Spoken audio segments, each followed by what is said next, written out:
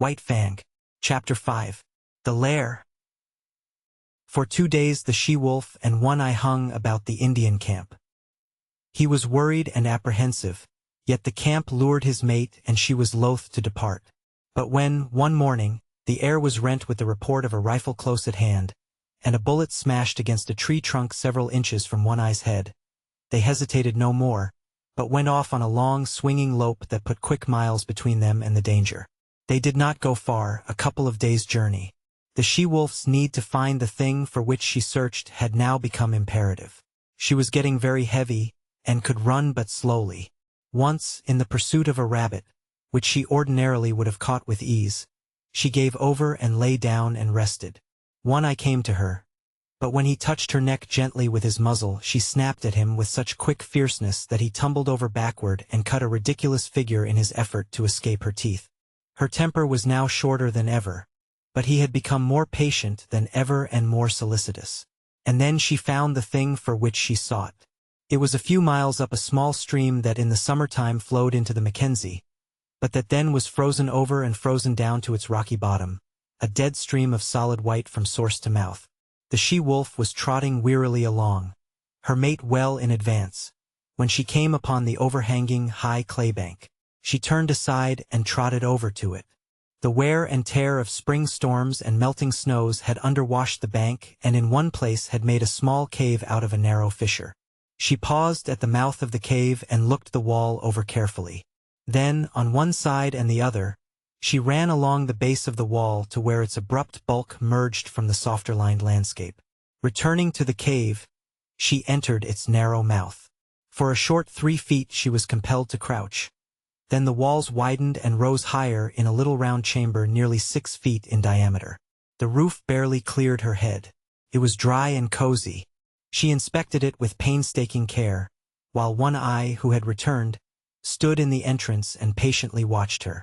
She dropped her head, with her nose to the ground and directed toward a point near to her closely bunched feet, and around this point she circled several times. Then, with a tired sigh that was almost a grunt, she curled her body in, relaxed her legs and dropped down, her head toward the entrance. One-Eye, with pointed, interested ears, laughed at her, and beyond, outlined against the white light, she could see the brush of his tail waving good-naturedly. Her own ears, with a snuggling movement, laid their sharp points backward and down against the head for a moment, while her mouth opened and her tongue lolled peaceably out, and in this way she expressed that she was pleased and satisfied. One-Eye was hungry. Though he lay down in the entrance and slept, his sleep was fitful. He kept awaking and cocking his ears at the bright world without, where the April sun was blazing across the snow. When he dozed, upon his ears would steal the faint whispers of hidden trickles of running water, and he would rouse and listen intently. The sun had come back, and all the awakening Northland world was calling to him. Life was stirring. The feel of spring was in the air, the feel of growing life under the snow, of sap ascending in the trees, of buds bursting the shackles of the frost. He cast anxious glances at his mate, but she showed no desire to get up. He looked outside, and 6 snowbirds fluttered across his field of vision. He started to get up, then looked back to his mate again, and settled down and dozed. A shrill and minute singing stole upon his hearing. Once and twice he sleepily brushed his nose with his paw. Then he woke up. There, buzzing in the air at the tip of his nose, was a lone mosquito. It was a full-grown mosquito, one that had lain frozen in a dry log all winter and that had now been thawed out by the sun. He could resist the call of the world no longer. Besides, he was hungry. He crawled over to his mate and tried to persuade her to get up. But she only snarled at him, and he walked out alone into the bright sunshine to find the snow surface soft underfoot and the traveling difficult. He went up the frozen bed of the stream, where the snow, shaded by the trees, was yet hard and crystalline. He was gone 8 hours, and he came back through the darkness hungrier than when he had started. He had found game, but he had not caught it. He had broken through the melting snow crust, and wallowed, while the snowshoe rabbits had skimmed along on top lightly as ever. He paused at the mouth of the cave with a sudden shock of suspicion. Faint, strange sounds came from within. They were sounds not made by his mate, and yet they were remotely familiar. He bellied cautiously inside and was met by a warning snarl from the she-wolf. This he received without perturbation, though he obeyed it by keeping his distance. But he remained interested in the other sounds, faint, muffled sobbings and slubberings. His mate warned him irritably away, and he curled up and slept in the entrance. When morning came and a dim light pervaded the lair, he again sought after the source of the remotely familiar sounds. There was a new note in his mate's warning snarl. It was a jealous note, and he was very careful in keeping a respectful distance. Nevertheless, he made out, sheltering between her legs against the length of her body, 5 strange little bundles of life, very feeble, very helpless, making tiny whimpering noises, with eyes that did not open to the light. He was surprised. It was not the first time in his long and successful life that this thing had happened. It had happened many times, yet each time it was as fresh a surprise as ever to him. His mate looked at him anxiously, every little while she emitted a low growl, and at times, when it seemed to her he approached too near, the growl shot up in her throat to a sharp snarl. Of her own experience she had no memory of the thing happening. But in her instinct, which was the experience of all the mothers of wolves, there lurked a memory of fathers that had eaten their newborn and helpless progeny. It manifested itself as a fear strong within her, that made her prevent one eye from more closely inspecting the cubs he had fathered. But there was no danger. Old One Eye was feeling the urge of an impulse, that was, in turn, an instinct that had come down to him from all the fathers of wolves. He did not question it, nor puzzle over it. It was there, in the fiber of his being, and it was the most natural thing in the world that he should obey it by turning his back on his newborn family, and by trotting out and away on the meat trail whereby he lived. 5 or 6 miles from the lair, the stream divided, its forks going off among the mountains at a right angle. Here, leading up the left fork, he came upon a fresh track. He smelled it and found it so recent that he crouched swiftly, and looked in the direction in which it disappeared. Then he turned deliberately and took the right fork. The footprint was much larger than the one his own feet made, and he knew that in the wake of such a trail there was little meat for him. Half a mile up the right fork, his quick ears caught the sound of gnawing teeth. He stalked the quarry and found it to be a porcupine, standing upright against a tree and trying his teeth on the bark. One Eye approached carefully but hopelessly. He knew the breed, though he had never met it so far north before, and never in his long life had porcupine served him for a meal. But he had long since learned that there was such a thing as chance or opportunity, and he continued to draw near. There was never any telling what might happen, for with live things events were somehow always happening differently. The porcupine rolled itself into a ball, radiating long, sharp needles in all directions that defied attack. In his youth One Eye had once sniffed too near a similar, apparently inert ball of quills, and had the tail flick out suddenly in his face. One quill he had carried away in his muzzle, where it had remained for weeks, a rankling flame, until it finally worked out. So he lay down in a comfortable crouching position, his nose fully a foot away, and out of the line of the tail. Thus he waited, keeping perfectly quiet. There was no telling. Something might happen. The porcupine might unroll. There might be opportunity for a deft and ripping thrust of paw into the tender, unguarded belly. But at the end of half an hour he arose, growled wrathfully at the motionless ball, and trotted on. He had waited too often and futilely in the past for porcupines to unroll, to waste any more time. He continued up the right fork. The day wore along, and nothing rewarded his hunt. The urge of his awakened instinct of fatherhood was strong upon him. He must find meat. In the afternoon he blundered upon a ptarmigan.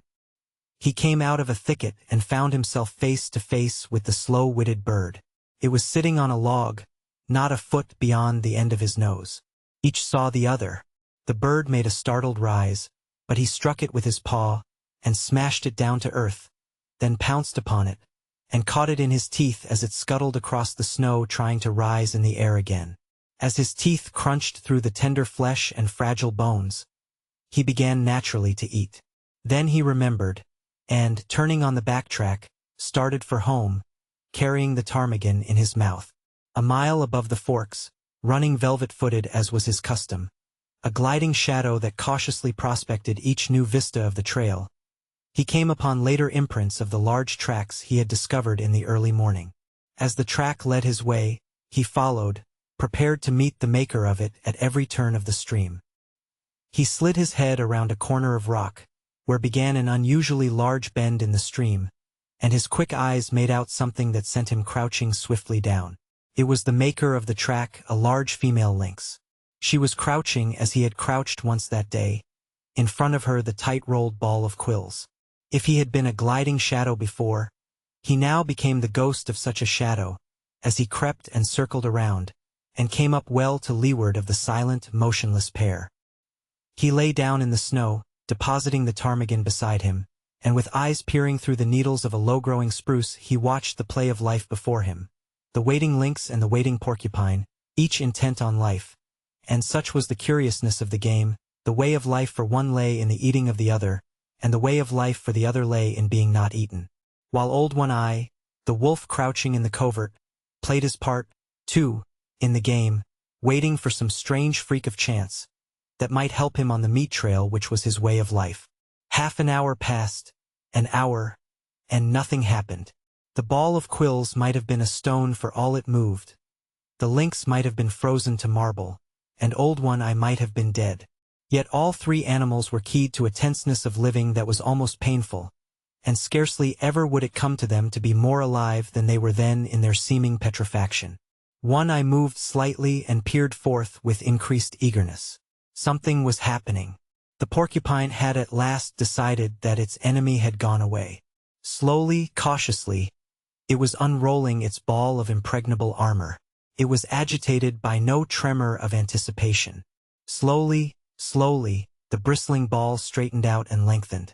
One-Eye, watching, felt a sudden moistness in his mouth and a drooling of saliva, involuntary, excited by the living meat that was spreading itself like a repast before him. Not quite entirely had the porcupine unrolled when it discovered its enemy. In that instant the lynx struck. The blow was like a flash of light. The paw, with rigid claws curving like talons, shot under the tender belly and came back with a swift ripping movement. Had the porcupine been entirely unrolled, or had it not discovered its enemy a fraction of a second before the blow was struck, the paw would have escaped unscathed. But a side flick of the tail sank sharp quills into it as it was withdrawn. Everything had happened at once. The blow, the counterblow, the squeal of agony from the porcupine, the big cat's squall of sudden hurt and astonishment.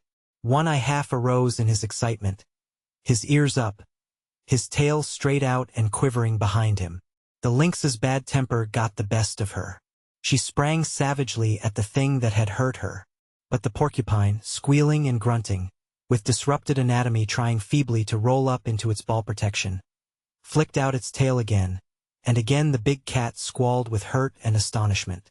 Then she fell to backing away and sneezing, her nose bristling with quills like a monstrous pincushion.